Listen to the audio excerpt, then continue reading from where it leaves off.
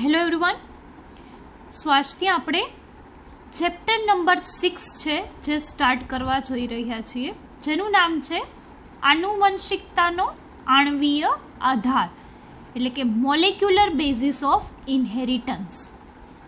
Okay, હવે આપણે start કરતા પહેલાં જો લાસ્ટ ચેપ્ટરની વાત કરીએ કે ચેપ્ટર નંબર 5 જે આપણે કમ્પ્લીટ કરેલું છે with competitive exam based syllabus, હવે તેમાં તમારે હમણાં જ રિસેન્ટલી ગુજસેટની એક્ઝામ છે તે ખતમ થયેલ છે, રાઈટ, 12th સ્ટાન્ડર્ડવાળા સ્ટુડન્ટ્સની. સો તમે જોઈ શકો છો પેપરમાં કે ચેપ્ટર નંબર 5 કે જે જીનેટિક્સનું છે તેમાંથી ઓલમોસ્ટ 6 MCQs છે તે પૂછાણા છે, બરાબર, જેમાં પણ આપણે ખાસ કરીને રોગો વિશેની વાત કરી હતી, તેમાં રંગ, અંધતા વગેરે. તો આવા MCQs છે તે જીનેટિક્સમાંથી કોમ્પિટિટિવ એક્ઝામમાં પૂછાતા જ હોય છે. ઓકે, તો સેમ આપણે હવે જેનેટિક્સના જે તમારા સિલેબસના ટોટલ 2 ચેપ્ટર છે 5 અને 6, તેમાંથી આપણે સેકન્ડ ચેપ્ટર એટલે કે ચેપ્ટર નંબર 6 તે સ્ટાર્ટ કરીશું. હવે ચેપ્ટર 6માં સૌપ્રથમ ઇન્ટ્રોડક્શન તમને તમારા સિલેબસમાં આપેલું છે રિગાર્ડિંગ DNA અને RNA. તો તે આપણે જેનેટિક્સ સ્ટાર્ટ કરતા પહેલાં એટલે કે 5th ચેપ્ટર સ્ટાર્ટ કરતા પહેલાં ઓલરેડી આપણે ડિટેલમાં માહિતી છે તે જોઈ લીધેલી છે. શું કામે? કેમ કે આપણે જેનેટિક્સના ચેપ્ટર સ્ટાર્ટ કરવા જઈ રહ્યા હતા એટલે આપણને પહેલાં ખ્યાલ હોવો જોઈએ કે DNA, RNA વગેરે બધા શું છે, કેવી રીતની તેની રચનાઓ હોય, રાઈટ. તો હવે આપણે આજના લેક્ચરમાં થોડું પાછું હું તમને રિવાઇઝ કરાવીશ જૂના લેક્ચરનું, સાથે સાથે આપણે થોડું ન્યૂ છે આ ચેપ્ટરનું આજે જોશું, બરાબર. તો હવે આપણે સ્ટાર્ટ કરીએ ચેપ્ટર 6, જેમાં તમને ખ્યાલ જ છે સૌપ્રથમ કે જૈવિક તંત્રમાં હંમેશા 2 પ્રકારના ન્યુક્લિક એસિડ છે તે જોવા મળે છે, જેમાંના 2 છે DNA અને RNA, એટલે કે ડીઓક્સીરિબોન્યુક્લિક એસિડ અને રિબોન્યુક્લિક એસિડ, બરાબર. તો હવે DNA છે તે મુખ્યત્વે બધા જ સજીવોમાં આનુવંશિક દ્રવ્ય તરીકે હાજર હોય છે, જ્યારે RNA છે તે કેવી રીતે એક્ટ કરે તો કે તે વાયરસમાં જોવા મળે, તેમજ તે અનુકૂલકારક, સંરચનાત્મક અને ઉત્પ્રેરક અણુ તરીકે પણ કાર્ય કરે છે. એટલે કે અનુકૂલન સાધવા માટે જરૂરી છે RNA, સંરચનાત્મક અને ઉત્પ્રેરક અણુ તરીકે. તો RNA ની ક્રિયા દ્વારા કોઈ પણ જનીનો છે તે પોતાની અભિવ્યક્તિ છે તે કરતા હોય છે. એટલે કે DNA માંથી પ્રથમ RNA બને, mRNA તેમાં પણ ખાસ કરીને, અને ત્યારબાદ છે તે જે તે જનીનમાંથી પ્રોટીનનું નિર્માણ થતું હોય છે. ઓકે, તો આમ RNA અણુ છે તે ઉત્પ્રેરક અણુ તરીકે પણ કાર્ય કરે છે. ક્લિયર? તો આ થઈ વાત ઇન્ટ્રોડક્શનની DNA અને RNA, જેના તમારે ઇન્ટ્રોડક્ટરી લેક્ચર્સ છે ચેપ્ટર નંબર 5ના લેક્ચર નંબર 1, 2 and 3. પહેલા 3 લેક્ચર્સ છે તે DNA બેઝડ આપણે ઇન્ટ્રોડક્શનની વાત કરી હતી, તેમાં આપણે DNA પેકેજિંગની પણ વાત કરી હતી અને DNAની રચનાની પણ વાત કરી હતી. ઓકે, ડિટેલમાં આજે પણ થોડું બ્રીફલી જોશું, બટ તેમાં આપણે ડિટેલમાં ચર્ચા કરેલી છે, એટલે તે લેક્ચર્સ છે તે તમે રેફર કરી શકો છો જ્યારે પણ DNAની માહિતી છે તમારે જોતી હોય ત્યારે. ઓકે, હવે નેક્સ્ટ છે મધ્યસ્થ પ્રસ્થાપિત પ્રણાલી, જેને કહેવાય સેન્ટ્રલ ડોગમા. ઓકે, તો આ શું છે મધ્યસ્થ પ્રણાલી, કોને કહેવાય? તો 2 માર્કમાં ક્વેશ્ચન છે તે પૂછાઈ શકે. તો આ એક પ્રોસેસ છે, કમ્પ્લીટ કોષની આખી એક કમ્પ્લીટ જનીનમાંથી અભિવ્યક્ત લક્ષણ થવું, તે આખી કમ્પ્લીટ પ્રોસેસને કહેવાય મધ્યસ્થ પ્રણાલી અથવા તો પ્રસ્થાપિત પ્રણાલી અથવા તો સેન્ટ્રલ ડોગમા. 3માંથી કોઈ પણ નામ તરીકે તમને આ ક્વેશ્ચન છે તે પૂછાઈ શકે, અને કેટલા માર્ક્સમાં? 2 માર્ક્સમાં. ઓકે, તો શોર્ટમાં તમને ખ્યાલ હોવો જોઈએ કે આ શું છે મધ્યસ્થ પ્રણાલી. તો સૌ પ્રથમ છે DNAનું સ્વયંજનન થશે, એટલે કે DNA છે તે પોતાના જેવી જ પોતાની બીજી કોપી છે તે બનાવશે. શું કામે? કેમ કે 2 કોષ છે, એક કોષમાંથી તમને લોકોને ખ્યાલ છે કે કેટલા કોષ બને? 2 કોષ બને, રાઈટ. તો આમ DNA ની પણ કોપી થવી જોઈએ. તો સૌપ્રથમ શું થશે? DNA ની 2 શૃંખલાઓ હોય, તમને લોકોને ખ્યાલ છે બેવડી કુંતલાકાર રચના હોય DNA. તો બંને શૃંખલાઓ છૂટી પડે એકબીજાથી, ત્યારબાદ હવે બંને એક સિંગલ શૃંખલાઓ છે તે એક કોષમાં જતી રહે. તો હકીકતમાં કેવી રીતનું સ્ટ્રક્ચર છે તે હોવું જોઈએ DNA? બેવડી કુંતલાકાર રચના હોય, રાઈટ. તો હવે કોષમાં તો એક જ શૃંખલા ગઈ, તો આ એક શૃંખલા પરથી બીજી શૃંખલાની કોપી છે તે થઈ જતી હોય છે જે તે કોષમાં, તેને કહેવાય DNA સ્વયંજનન, જે આપણે આ ચેપ્ટરમાં ડિટેલમાં ભણવાના જ છીએ. ઓકે, આખી પ્રોસેસ છે તે આપણે જોશું, તેમાં કયા કયા ઉત્સેચકોને બધા કાર્ય કરે છે તે પણ આપણે ડિટેલમાં જોવાના છીએ. આ ચેપ્ટર તેના વિશે જ છે, રાઈટ. પરંતુ અહીં આપણે મધ્યસ્થ પ્રણાલી કોને કહેવાય તો તેનું શોર્ટમાં ઇન્ટ્રોડક્શન જોઈ રહ્યા છીએ. 2 માર્કમાં ક્વેશ્ચન પૂછાય તો ડીએનએનું સૌપ્રથમ થશે સ્વયંજનન, જેને રેપ્લિકેશન કહેવાય, રાઈટ. એટલે કે ડીએનએની કોપી થવી ઇન શોર્ટ. ત્યારબાદ શું થાય? ડીએનએમાંથી બને આરએનએ. આરએનએમાં પણ ખાસ કરીને એમઆરએનએ નિર્માણ. તો આ પ્રક્રિયા ડીએનએનું સ્વયંજનન થઈ ગયા બાદ શું થશે? ડીએનએમાંથી બનશે એમઆરએનએ. તો આ ડીએનએમાંથી આરએનએ બનવાની ક્રિયાને કહેવાય ખાસ કરીને શું કહેવાય? પ્રત્યાંકન. ક્લિયર? જેને કહેવાય ટ્રાન્સક્રિપ્શન. ઓકે, ટ્રાન્સક્રિપ્શન આડાવડું લખેલું છે એટલે પ્રત્યાંકન, તેને કહેવાય ટ્રાન્સક્રિપ્શન. હવે આરએનએમાંથી નેક્સ્ટ બનશે પ્રોટીન, એટલે કે આરએનએ નિર્માણ પછી થશે પ્રોટીન સંશ્લેષણ. આ ક્રિયાને કહેવાય ભાષાંતરણ, એટલે કે ટ્રાન્સલેશન. ક્લિયર? તો આ ઇંગ્લિશ નામ છે તે આડાવડા લખેલા છે, અહીં ગુજરાતી નામ છે તે બરાબર જ છે, તો તે નોટ કરજો. ઓકે, તો મધ્યસ્થ પ્રણાલી છે તેમાં ડીએનએ સ્વયંજનનની ક્રિયા છે તે જોવા મળે. ત્યારબાદ ડીએનએમાંથી એમઆરએનએ બનશે, આ ક્રિયાને કહેવાય પ્રત્યાંકન. અને આરએનએમાંથી બનશે પ્રોટીન, એ ક્રિયાને કહેવાય ભાષાંતરણ. ઓકે, તો આમ આ થઈ વાત મધ્યસ્થ પ્રણાલીની. હવે તેમાં આપણે દરેક પ્રોસેસ છે તેને આ ચેપ્ટરમાં ઇન ડિટેલ્ડ જોવાની છે. એટલે આપણે સ્વયંજનન વિશેની પણ ફૂલ લેન્થ 4 માર્કનો ક્વેશ્ચન હોય છે.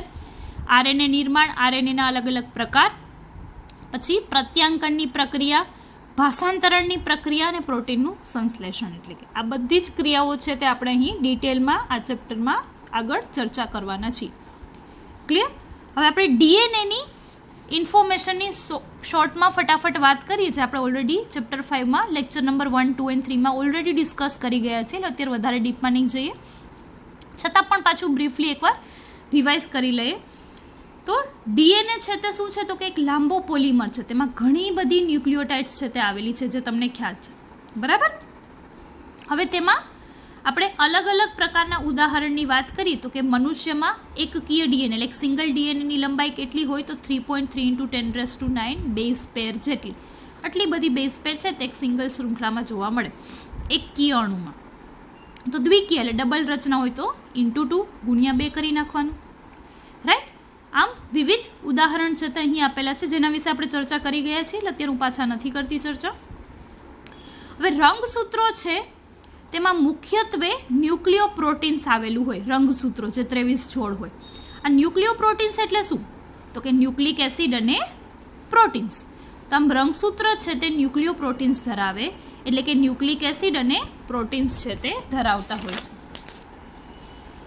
હવે ન્યુક્લિયોટાઇડની આપણે વાત કરીએ, બરાબર. ન્યુક્લિક એસિડ એટલે કે ડીએનએની રચનામાં ન્યુક્લિયોટાઇડ્સની વાત કરીએ તો તેમાં 3 ઘટકો આવેલા હોય.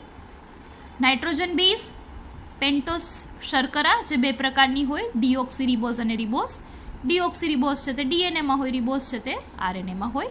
અને થર્ડ કમ્પોનન્ટ હોય ફોસ્ફેટ અણુ. ક્લિયર? આની પણ આપણે ડિટેલમાં ચર્ચા કરી ગયા છે. અત્યારે ફક્ત આપણે ડીએનએની રચનાનું રિવિઝન છે તે ફટાફટ કરી રહ્યા છીએ, બરાબર. આ ડિટેલમાં લેક્ચર્સ છે તે આપણે કમ્પ્લીટ કરેલા છે ચેપ્ટર નંબર 5માં, પહેલા 3 લેક્ચર. ઓકે, હવે નાઇટ્રોજન બેઝ છે તે 2 પ્રકારના હોય, પ્યુરિન્સ અને પિરિમિડિન્સ. પ્યુરિન્સમાં આવે એડિનિન અને ગ્વાનિન, જ્યારે પિરિમિડિનમાં આવે સાઇટોસિન, યુરેસિલ અને થાઇમિન.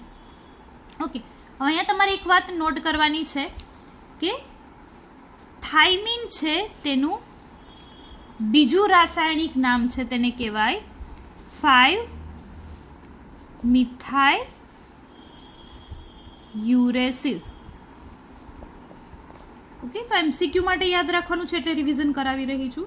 જે રાસાયણિક નામ છે થાઇમિનનું બીજું રાસાયણિક નામ છે 5-મિથાઇલ યુરેસિલ. ઓકે, તો આવી રીતે પિરિમિડિન આવેલા હોય. હવે ન્યુક્લિયોસાઇડની રચના એટલે શું તો કે નાઇટ્રોજન બેઝ ફક્ત શર્કરા સાથે જોડાય તો આ બંને જોડાણને કહેવાય ન્યુક્લિયોસાઇડ. અને જો નાઇટ્રોજન બેઝ, શર્કરા અને ફોસ્ફેટ આ ત્રણેય જોડાય તો તેને કહેવાય ન્યુક્લિયોટાઇડ. હવે બંધ છે તે તમારે MCQ માટે યાદ રાખવાના છે. તો નાઇટ્રોજન બેઝ હંમેશા શર્કરા સાથે જે બંધ બનાવે તેને કહેવાય N ગ્લાયકોસિડિક બંધ. ઓકે, જે પેન્ટોઝ શર્કરાના હાઇડ્રોક્સિલ સમૂહ સાથે બંધ બનાવશે. ઓકે, તો આમ ન્યુક્લિયોસાઇડના વિવિધ આપણે નામ જોવાય કે જેમાં ફોસ્ફેટ નથી, બરાબર. તો આરએનએ અને ડીએનએમાં તેના નામ છે તે ક્યાં હોઈ શકે? તો એડિનિન, તો તેને કહેવાય એડિનોસાઇન. ડીએનએમાં તેને કહેવાય ડીઓક્સી એડિનોસાઇન. પછી આરએનએમાં ગ્વાનિન છે તો તેને સાઇડ હોય, ન્યુક્લિયોસાઇડ હોય તો તેને કહેવાય ગ્વાનોસાઇન. ડીએનએમાં પણ હોય ગ્વાનિન તો હાજર હશે તો તેને કહેવાય ડીઓક્સી ગ્વાનોસાઇન. ઓકે, થર્ડ છે સાઇટોસિન. તો જો સાઇટોસિનમાં ફોસ્ફેટ સમૂહ ન આવેલો હોય, એટલે કે સાઇટોસિન નાઇટ્રોજન બેઝ છે તો શર્કરા સાથે જોડાય તો તેને કહેવાય સાઇટિડીન આરએનએમાં, અને ડીએનએમાં તેને કહેવાય ડીઓક્સીસાઇટિડીન. ત્યારબાદ હવે આરએનએ છે તો તેમાં થાઇમિન નહીં હોય, યુરેસિલ હશે, બરાબર. તો આમ નાઇટ્રોજન બેઝ જો યુરેસિલ હોય અને તે શર્કરા સાથે જોડાણ બનાવે તો તેને કહેવાય યુરિડીન, જ્યારે તે ડીએનએમાં યુરેસિલ હોતો નથી. તો સેમ થાઇમિન છે તે આરએનએમાં એબસેન્ટ હોય, અહીં આપણે નામ લખેલું નથી. તો ડીએનએમાં જો થાઇમિન નાઇટ્રોજન બેઝ છે તે શર્કરા સાથે બંધ બનાવે તો તેને કહેવાય ડીઓક્સીથાઇમિડીન. ક્લિયર? ઓકે, હવે જો આ ન્યુક્લિયોસાઇડ એટલે કે નાઇટ્રોજન બેઝ અને શર્કરા સાથે ફોસ્ફેટ સમૂહ જોડાય ફોસ્ફોએસ્ટર બંધ દ્વારા તો શું બની જાય? ન્યુક્લિયોટાઇડ. ન્યુક્લિયોટાઇડ્સ. હવે આ ન્યુક્લિયોટાઇડ્સ છે તે બે ન્યુક્લિયોટાઇડ જોડાય એકબીજા સાથે, એટલે કે ડાયન્યુક્લિયોટાઇડ ક્યારે બને? તો ન્યુક્લિયોટાઇડ્સ છે તે 3 to 5 પ્રાઇમ ફોસ્ફોડાયસ્ટર બંધ દ્વારા જોડાઈને ડાયન્યુક્લિયોટાઇડનું નિર્માણ કરે છે, એટલે કે બે ન્યુક્લિયોટાઇડ. હવે 2 થી વધારે હોય તો તેને કહેવાય પોલીન્યુક્લિયોટાઇડ્સ. ક્લિયર? આ બધી ચર્ચાઓ આપણે કરી જ ગયેલા છીએ ઓલરેડી. આ રિવિઝન છે તે શોર્ટમાં કરી રહ્યા છીએ આપણે, એટલે ફરી પાછું આ ચેપ્ટર સ્ટાર્ટ કરતાં પહેલાં તમને ડીએનએની ઇન્ફોર્મેશન છે તે મળી રહે. ક્લિયર? તો આવી રીતે ન્યુક્લિયોસાઇડ અને ન્યુક્લિયોટાઇડ મળીને ન્યુક્લિક એસિડ બનાવે, એટલે કે ડીએનએનો અણુ છે તેની આખી રચના છે તે જોવા મળે છે. ઓકે, તો હવે આપણે વધુમાં ઇન્ટ્રોડક્શનની વાત કરીએ ડીએનએ વિશેની, જે તમને ટેક્સ્ટ બુકમાં આપેલું છે. એમસીક્યુ માટે ઇમ્પોર્ટન્ટ છે એટલે આપણે ચર્ચા કરી રહ્યા છીએ અત્યારે. તો સૌ પ્રથમ ફ્રેડરિક મિશરે 1869માં કોષ કેન્દ્રમાં એસિડિક પદાર્થ તરીકે ડીએનએની ઓળખ કરી હતી અને તેનું નામ તેમણે ન્યુક્લેન છે તે આપ્યું હતું. બેરિસ વિલ્કિન્સ અને રોસલિન ફ્રેન્કલિન દ્વારા એક્સ-રે વિવર્તનની માહિતી છે તે મળી હતી. ત્યારબાદ આ એક્સ-રેની શોધ થઈ, એટલે કે એક્સ-રેની માહિતી મળ્યા પછી, એટલે કે એક્સ-રેના આધારે 1953માં જેમ્સ વોટસન અને ફ્રાન્સિસ ક્રિક દ્વારા ડીએનએની રચનાની બેવડી કુંતલાકાર રચના, એટલે કે ડીએનએનું મોડલ બેવડી કુંતલમય રચના ધરાવતું મોડલ છે તે તેમણે રજૂ કર્યું. હવે બેવડી રચના છે તો કે આ બંને શૃંખલાઓ છે તે એકબીજાની હંમેશા કેવી હોય છે? પૂરક હોય છે, એટલે કે એકબીજાથી વિરુદ્ધ હોય છે. ક્લિયર? ડીએનએની પ્રત્યેક શૃંખલા નવી શૃંખલાના સંશ્લેષણ માટે પ્રતિકૃતિ એટલે કે ટેમ્પલેટનું કાર્ય કરે છે. એટલે શું? તો મેં તમને જેમ શરૂઆતમાં કીધું કે ડીએનએની બેવડી કુંતલાકાર રચના છે, એટલે જ્યારે એક કોષમાંથી બે કોષ બનશે ત્યારે ડીએનએ છે તે છૂટું પડશે, બંને એક એક શૃંખલાઓ છે તે એક એક કોષમાં જતી રહેશે. હવે એક શૃંખલાનું તો ડીએનએ હોય નહીં, એટલે કે બીજી શૃંખલા છે તે જે તે કોષે જાતે બનાવવી પડશે, એટલે કે ડીએનએનું સ્વયંજનનની ક્રિયા થશે. તો આમ બીજી શૃંખલા બનાવવા માટે તેને એક આધાર જોઈએ, તો તે એને કહેવાય પ્રતિકૃતિ અથવા તો ટેમ્પલેટ. એટલે કે એક શૃંખલા છે, પહેલી શૃંખલા તે નવી જે બનનારી શૃંખલા છે તેના માટે પ્રતિકૃતિ તરીકે કાર્ય કરશે. જેમ આપણે ઝેરોક્સ કોપી કરાવતા હોઈએ છીએ તો એક ઓરિજિનલ કોપી જોઈએ, તેમાંથી જ ઝેરોક્સ થાય, રાઈટ? સેમ તેવી રીતે કે નવી ડીએનએની શૃંખલા બનાવી છે તો પહેલાં તેને એક પ્રતિકૃતિ તરીકે જૂની શૃંખલા છે તે જોશે, એક બેઝ છે તે જોશે. ક્લિયર? એટલે આમ ડીએનએની પ્રત્યેક શૃંખલા છે તે નવી શૃંખલાના સંશ્લેષણ માટે પ્રતિકૃતિ તરીકેનું કાર્ય છે તે કરશે. તો આપણે વાત કરીએ ડીએનએની બેવડી કુંતલમય રચના. તો આ ક્વેશ્ચન છે તે તમને પૂછાઈ શકે 3 માર્ક્સમાં કે ડીએનએની બેવડી કુંતલમય રચના છે તે વર્ણવો, જેની ચર્ચા આપણે 5th ચેપ્ટરમાં પણ કરી ગયેલા છીએ. તો સૌ પ્રથમ ફર્સ્ટ પોઈન્ટ છે તે પોલીન્યુક્લિયોટાઇડનું બનેલું હોય છે, જેનો આધાર શર્કરા અને ફોસ્ફેટ છે, બરાબર. અને જ્યારે સેન્ટરમાં એટલે કે નાઇટ્રોજન બેઝ છે તે અંદરની તરફ ગોઠવાયેલો હોય. માનો કે આ એક શૃંખલા છે, આ બીજી શૃંખલા છે, તો શૃંખલા શેનાથી બનેલી છે? તે શર્કરા અને ફોસ્ફેટ. જ્યારે વચ્ચે સામસામે જે જોડાણ ધરાવશે તે શું હોય? સેન્ટર ભાગમાં નાઇટ્રોજન બેઝ. જેમ કે એડિનિન છે તે થાઇમિન સાથે દ્વિહાઇડ્રોજન બંધ બનાવશે, ગ્વાનિન છે તે સાઇટોસિન સાથે 3 હાઇડ્રોજન બંધ બનાવશે, રાઈટ. તો આવી રીતે બંધ છે તે બનેલા હશે. આ પહેલો પોઈન્ટ થયો. સેકન્ડ પોઈન્ટ, બંને શૃંખલા પ્રતિ સમાંતર ધ્રુવતા ધરાવે છે. એટલે કે એક શૃંખલા છે તે 5' to 3' ડાયરેક્શનમાં હશે, તો બીજી છે તે તેનાથી ઉલટી 5' to 3' પણ તેની ડાયરેક્શન છે તે ઉલટી હશે. એટલે કે પ્રતિ સમાંતર ધ્રુવતા ધરાવે છે. થર્ડ પોઈન્ટ છે, બંને શૃંખલાના બેઝ એકબીજા સાથે હાઇડ્રોજન બંધથી જોડાય છે. એટલે કે ગ્વાનિન સાઇટોસિન સાથે 3 હાઇડ્રોજન બંધથી અને એડિનિન થાઇમિન સાથે 2 હાઇડ્રોજન બંધથી જોડાશે. અને પ્યુરિન છે તે હંમેશા પિરિમિડિન સાથે જ જોડાય છે. ફોર્થ પોઈન્ટ છે, બંને શૃંખલા જમણેની કુંતલ પામેલ હોય છે. અને કુંતલનો ગર્ત છે એટલે કે વચ્ચે જે ગર્ત ભાગ આવે, પોલાણ જે આવે જેને આપણે કહીએ, તેની સાઇઝ હોય 3.4 નેનોમીટર. એટલે કે અહીં આપણે રેશિયો લખેલો છે કે 1 નેનોમીટર બરાબર કેટલા થાય? તો 10⁻⁹ મીટર. આમ આપણે એવું કહી શકીએ કે પ્રત્યેક વળાંકમાં દરેક વળાંક જે આવે છે તેમાં 10 બેઝ પેર જોવા મળે. એટલે કે આ એક સિંગલ ટર્ન છે, તેમાં કેટલા? 10 બેઝ પેર જોવા મળે. MCQ માટે યાદ રાખવાનું છે. પરિણામે એક કુંતલમાં 2 ક્રમિક જોડ વચ્ચેનું અંતર લગભગ કેટલું હોય? 0.34 નેનોમીટર જેટલું હોય. ક્લિયર? ઓકે. આમ આપણે આકૃતિની વાત કરીએ રચનાની, તો ફોર એક્ઝામ્પલ આ કોઈ ડીએનએની બેવડી કુંતલાકાર રચના છે, બરાબર. તો 2 ક્રમિક ન્યુક્લિયોટાઇડ વચ્ચેનું અંતર કેટલું હોય? 0.3 નેનોમીટર. હવે મોટો ગર્ત અને નાનો ગર્ત એટલે કે મેજર ગ્રુવ અને માઇનર ગ્રુવ. નાનો ગર્ત હોય અને મોટો ગર્ત હોય. એક કમ્પ્લીટ ટર્નની લંબાઈ કેટલી છે? 0.34 નેનોમીટર. ઓકે. એટલે આપણે અહીં એવું કહી શકીએ કે એક ટર્ન પૂરો છે તે 3.4 નેનોમીટર અથવા તો 34 એંગસ્ટ્રોમ. મેજર ગ્રુવની લંબાઈ હોય 2.2 નેનોમીટર, જ્યારે માઇનર ગ્રુવની લંબાઈ હોય 1.2 નેનોમીટર. આ ઇન્ફોર્મેશન છે જે તમારે યાદ રાખવાની છે, રાઈટ. ડીએનએનો અણુ છે તે કંઈક આવી રીતે ગોઠવાયેલો હોય. અને લાસ્ટ પહોળાઈની વાત કરીએ આપણે તો તે હોય 2 નેનોમીટર એટલે કે 20 એંગસ્ટ્રોમ. હ્યુમન જીનોમ, મનુષ્યના ડીએનએની કુલ લંબાઈની આપણે વાત કરીએ તો તે હોય 2 મીટર જેટલું લાંબો અણુ છે. એટલે કે તેમાં નાઇટ્રોજન બેઝની જોડીઓ કેટલી આવેલી હશે? તો કે 3 બિલિયન બેઝ પેર જેટલી લંબાઈ હોય. ક્લિયર? આ ડિટેલિંગમાં આપણે આ પણ રચના છે તે 5th ચેપ્ટરમાં શરૂઆતમાં ડીએનએની ઇન્ફોર્મેશન જોઈ હતી ત્યારે રચનાઓ વિશે વાત કરી ગયા, રાઈટ. અહીં ફરી પાછું તમને ઇન્ફોર્મેશન છે તે શોર્ટમાં રિવાઇઝ કરાવી રહી છું. ક્લિયર? તો આમ કેટલાક ઉદાહરણો છે રંગસૂત્રો છે તેની સંખ્યાના, જે તમને કોમ્પિટિટિવ એક્ઝામમાં પૂછાતા હોય છે મોટા ભાગે. તો કે પી પ્લાન્ટમાં કેટલા રંગસૂત્રો, ક્રોમોઝોમ્સ એટલે કે રંગસૂત્રો આવેલા હોય? 14. સનફ્લાવરમાં, સૂર્યમુખીમાં 34. કેટ બિલાડીમાં 38. પફર ફિશ 42. હ્યુમન મનુષ્યમાં 46. ડોગ 78. કોર્ન મકાઈ 20.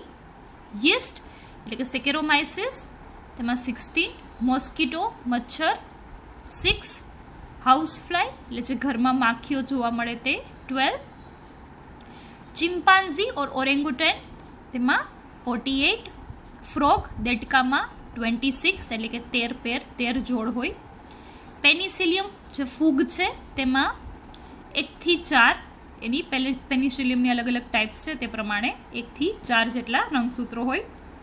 ત્યારબાદ રાઈસ તો ચોખા તેમાં 24. પોટેટો 48 એટલે કે 24 પેર્સ. કોટન રૂ 52. ઓનિયન 16. એપલ 34. ટોમેટો 24. ડોંકીમાં 62 એટલે કે 31 પેર હોય. વીટમાં 42 એટલે કે 21 પેર હોય. અને હોર્સમાં 64 એટલે કે 32 પેર્સ છે તે જોવા મળે. ક્લિયર? તો આ વાત થઈ રંગસૂત્રોની. અને રચનામાં લાસ્ટ પોઈન્ટની આપણે વાત કરીએ તો કે હંમેશા બેવડી કુંતલાકાર જે રચના હોય છે ડીએનએની તેને સ્થિરતા આપવા માટે, સ્થાયીતા આપવા માટે જવાબદાર હોય છે તેમાં રહેલો હાઇડ્રોજન બંધ. એટલે આ શૃંખલાઓ એકબીજા સાથે જો મજબૂતાઈથી જોડાય અને તેનું બંધારણ છે તેવી રીતનો આકાર છે તે જાળવી શકે છે. કોના લીધે થઈને? તો કે આવા નાઇટ્રોજન બેઝ વચ્ચે રહેલા હાઇડ્રોજન બંધને કારણે સ્થાયિત્વ છે તે મળતું હોય છે. ઓકે, હવે આપણે ડીએનએ પેકેજિંગની વાત કરીએ, જેની આપણે ચર્ચા અગેઇન પાછું 5th ચેપ્ટરમાં કરી ગયા છીએ. અહીં શોર્ટમાં જણાવી રહી છું તમને કે સુકોષ કેન્દ્રીય સજીવોની આપણે વાત કરીએ તો તે ખૂબ જ જટિલ આયોજન હોય છે. એટલે કે ધન વીજભારિત પ્રોટીન સમૂહ કે જેને હિસ્ટોન કહેવાય તે ઋણ વીજભારિત ડીએનએ સાથે જોડાય અને એક સમૂહ છે તે બનાવે છે. આમ ડીએનએ છે તેનું ટાઈટ પેકેજિંગ છે તે શક્ય બને છે. હવે આ હિસ્ટોન છે તેમાં કેવી રીતે ધન વીજભાર છે તે જોવા મળે? તો કે તેમાં રહેલા એમિનો એસિડને આધારે તેમાં વીજભારિતતા હોય છે. સૌથી વધારે આલ્કલીય એમિનો એસિડ લાઇસિન અને આર્જિન આવેલા હોય છે. આથી બંને અમીનો એસિડ પર ધન વીજભાર હોવાના કારણે હિસ્ટોન અણુ પણ કેવો છે? ધન વીજભાર. હવે હિસ્ટોન છે તે ખરેખર 8 અણુઓનો સંગઠિત એકમ છે જેને હિસ્ટોન ઓક્ટામર કહેવાય. તેમાં 8 અણુઓ છે તે આવેલા છે. આમ ઋણ વીજભારિત ડીએનએ ધન વીજભારિત હિસ્ટોન સાથે મળીને જે રચના બનાવે તેને કહેવાય ન્યુક્લિયોઝોમ. આ એક લાક્ષણિક ન્યુક્લિયોઝોમ છે, એટલે કે એક હિસ્ટોન પ્રોટીન અને તેની ઉપર ગોઠવાયેલું ડીએનએ. તે કેટલી બેઝ પેર ધરાવે? તો કે તે ડીએનએ કુંતલની 200 બેઝ પેર ધરાવે છે. એટલે એક સમૂહમાં કેટલી લંબાઈનું ડીએનએ આવી જાય? એક હિસ્ટોન ઉપર કેટલું ડીએનએ વીંટળાઈ શકે? તો તે છે 200 બેઝ પેર ધરાવતું ડીએનએ. એટલે કે જેટલી 200 બેઝ પેર આપણે એક લાઇનમાં ગોઠવીએ અને જેટલી લંબાઈ થાય ડીએનએની તેટલી લંબાઈનું ડીએનએ એક હિસ્ટોન ઉપર ગોઠવાઈ શકે. એટલે કે એક ન્યુક્લિયોઝોમમાં 200 બેઝ પેર હોય ડીએનએની. ક્લિયર? એમસીક્યુ માટે યાદ રાખવાનું છે. ત્યારબાદ ઘણા ન્યુક્લિયોઝોમ, હવે આવી ઘણી બધી રચનાઓ એકસાથે જોવા મળે તો તેને કહેવાય ક્રોમેટીન. ઓકે, આમ ઇલેક્ટ્રોન માઇક્રોસ્કોપમાં જો આપણે ક્રોમેટીનની રચના જોઈએ તો તે દોરીમાં પરોવેલા મણકા જેવું દેખાય, એટલે કે મોતીની માળા. ઓકે, તો બીટ્સ ઓન સ્ટ્રિંગ કહેવાય જેને, કે મોતીની માળા જેવી લાગે, એટલે કે આવા મણકાઓ હોય દોરીમાં પરોવેલા તેવી રીતની કંઈક રચના છે તે જોવા મળે. તો મોતી છે તે છે હિસ્ટોન પ્રોટીન અને જે દોરી છે જેના વડે આપણે મોતીને પરોવીએ છીએ તે છે ડીએનએ. તો આવી કંઈક રચના છે તે દેખાય ઇલેક્ટ્રોન માઇક્રોસ્કોપમાં જોતા. ઓકે, વધારે ફરી પાછું વધારે ટાઈટ પેકેજિંગ ક્યારે થાય? તો કે તે કોષ વિભાજનની ભાજના અવસ્થા દરમિયાન વધારે ગૂંચળામય રચના બને અને જેમાં નોન હિસ્ટોન પ્રોટીન છે તે ભાગ ભજવે. ક્લિયર? નોન હિસ્ટોન પ્રોટીન છે તે ભાગ ભજવે. આપણે ડિટેલમાં 5th ચેપ્ટરમાં ચર્ચા કરી ગયા છીએ, એટલે અત્યારે હું તમને શોર્ટમાં ક્વિકલી રિવાઇઝ કરાવું છું. હવે જે લોકો આગળના 5th ચેપ્ટરના લેક્ચર્સ છે તે નથી જોયેલા તે રિફર કરી શકે છે ચેપ્ટર 5 લેક્ચર નંબર 1, 2 and 3, જેમાં કમ્પ્લીટ ડિટેલમાં ઇન્ફોર્મેશન છે તે આપેલી છે રિગાર્ડિંગ ડીએનએ અને તેનું પેકેજિંગ. ઓકે, હવે આપણે ડીએનએ કુંતલના પેકેજની જો આપણે વાત કરીએ તો અહીં એક કેલ્ક્યુલેટિવ પાર્ટ છે તમને બતાવ્યો છે જે તમારે એમસીક્યુ માટે ખૂબ જ ઇમ્પોર્ટન્ટ છે. સ્પેશિયલી આ તમારી થિયરીનો જ પોર્શન છે, પરંતુ તમને કેલ્ક્યુલેશન છે તે ટેક્સ્ટબુકમાં ડિટેલમાં આપેલું નથી, જેની આપણે અહીં ચર્ચા કરેલી છે. હવે આ તમારે કેલ્ક્યુલેશન માટે તમને કોમ્પિટિટિવ એક્ઝામમાં જો કોઈ પણ રીતે ગણતરી માટે તમને કોઈ પણ ઇન્ફોર્મેશન આપેલી હોય તો તેના પરથી તમે માહિતી કેવી રીતે મેળવી શકો તેના માટે તમને આ કેલ્ક્યુલેશન છે તે દર્શાવેલું છે. તો જોઈએ આપણે સૌપ્રથમ તો કે બે ક્રમિક બેઝ જોડ વચ્ચેનું અંતર છે તે હંમેશા કેટલું હોય? 0.34 નેનોમીટર. એટલે કે જો આપણે તેને મીટરમાં કન્વર્ટ કરવું હોય તો 0.34 × 10⁻⁹ મીટર કહી શકાય. તો તમને નીચે અહીં મેં ચાર્ટ છે તે આપેલો છે કેવી રીતે એકમોને કન્વર્ટ કરવા તેના માટેનો, બરાબર? તો આમ આપણે એવું લખી શકીએ 3.4 × 10⁻⁹ મીટર, બરાબર? હવે બેવડી કુંતલમય રચના ધરાવતા ડીએનએની લંબાઈ છે તે કેટલી હોય? તો કે કુલ લંબાઈ, આ સૂત્ર યાદ રાખવાનું, બરાબર કુલ બેઝની જોડ ગુણ્યા બે જોડ વચ્ચેનું અંતર. એટલે કે કુલ બેઝની જોડ કેટલી થાય? 6.6 ઇન્ટુ 10⁹ બેઝ પેર. ક્લિયર? હવે બે જોડ વચ્ચેનું અંતર તો આપણે હમણાં જ કેલ્ક્યુલેટ કર્યું, કેટલું થયું? 0.34 ઇન્ટુ 10⁻9. રાઈટ? તો આમ આવી રીતે જ્યારે આપણે કુલ બેઝની જોડ અને બે જોડ વચ્ચેનું અંતર, તો 10⁹ અને 10⁻9 કેન્સલ થઈ જાય. શું વધ્યું પાછળ? તો 6.6 ઇન્ટુ 0.34. ઓકે, તો હવે એને તમે ક્રોસ કરો, મલ્ટીપ્લાય કરો, એટલે આન્સર કંઈક તમને આવો મળે, 2.244 મીટર. એટલે કે એપ્રોક્સ આપણે એવું કહી શકીએ 2.2. તો આમ ડીએનએની કુલ લંબાઈ છે તે કેટલી થઈ? 2.2 મીટર. ક્લિયર? હવે જ્યારે આપણે કોષ કેન્દ્રની લંબાઈની વાત કરીએ તો તે તો છે 10⁻6 જેટલી લંબાઈ છે તે જોવા મળે. 10⁻6 એટલે કે મીટરમાં આપણે કન્વર્ટ કરીએ તો 0.000001 મીટર. અને ડીએનએની કુલ લંબાઈ કેટલી થાય? 2.2 મીટર. તો આમ આપણને ખ્યાલ હોવો જોઈએ કે આટલું નાનું કોષ કેન્દ્ર છે તેમાં આટલું મોટું ડીએનએ કેવી રીતે સમાઈ શકે. રાઈટ? તો એ શું કામે સમાઈ શકે છે? કેમ કે પેકેજિંગ થાય છે ટાઈટ, એટલે કે તે ગૂંચળામય રીતે ડીએનએ છે તે ગોઠવાય છે. અધરવાઇઝ આપણે ડીએનએની કુલ લંબાઈ જોઈએ તો 10⁻6 મીટર જેટલી કોષ કેન્દ્રની લંબાઈ છે, જ્યારે ડીએનએની લંબાઈ છે 2.2 મીટર. ઓકે, જે શક્ય છે નહીં. સામાન્ય રીતે નોર્મલી તેમાં સમાવવું શક્ય છે નહીં, એટલે તેમાં ટાઈટ પેકેજિંગ છે તે જોવા મળે છે. ક્લિયર? ત્યારબાદ આપણે સેમ હવે ક્વેશ્ચનની ગણતરી કરીએ જો ઇકોલાઈમાં. રાઈટ? તો આમ ઇકોલાઈમાં ડીએનએની લંબાઈ છે તે હોય 1.36 મિલીમીટર. ઓકે, આ યાદ રાખવાનું છે તમારે, ડીએનએની લંબાઈ ઇકોલાઈમાં કેટલી હોય. તો તમને એવું પૂછે કે જો કુલ આટલું લાંબુ ડીએનએ છે ઇકોલાઈ, ઇશેરેશિયા કોલાઈ બેક્ટેરિયામાં, તો તેમાં બેઝ પેર કેટલા હશે? ઓકે, આવો કંઈક ક્વેશ્ચન પૂછાય તો સેમ આપણે સૂત્ર મૂકીને ગણતરી કરીએ કે કુલ લંબાઈ બરાબર કુલ બેઝ જોડ કે જે આપણે ગણવાની છે અને બે જોડ વચ્ચેનું અંતર. તો કુલ લંબાઈ આપી દીધી છે તમને 1.36 મિલીમીટર. એને આપણે મીટરમાં કન્વર્ટ કરીએ એટલે કે 1.36 ઇન્ટુ 10⁻³ મીટર. હવે કુલ બેઝ જોડ આપણને ખબર નથી એટલે તે ગણવાની છે ક્વેશ્ચન માર્ક. અને બે જોડ વચ્ચેનું અંતર તો હંમેશા કેટલું હોય મીટરમાં, જે આપણે હમણાં જ ગણતરી કરી, આપણે મનુષ્યના ડીએનએની વાત કરતા હતા ત્યારે.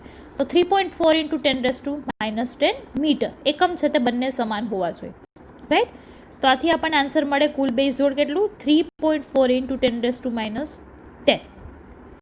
તો અહીં આપણે એવું કહી શકીએ 1.36 ઇન્ટુ 10⁻3. રાઈટ? જે આપણા ઉપરના છે તેને આપણે લીધેલા છે, અહીંથી આ બાજુ જાય એટલે માઇનસ. તો આન્સર આપણને કંઈક મળે 2.02 ઇન્ટુ 10⁻7 મીટર. તો આવી રીતનું કંઈક ગણતરીથી આપણને ખબર પડે કે કેટલી લંબાઈ છે તે જોવા મળે છે. ક્લિયર?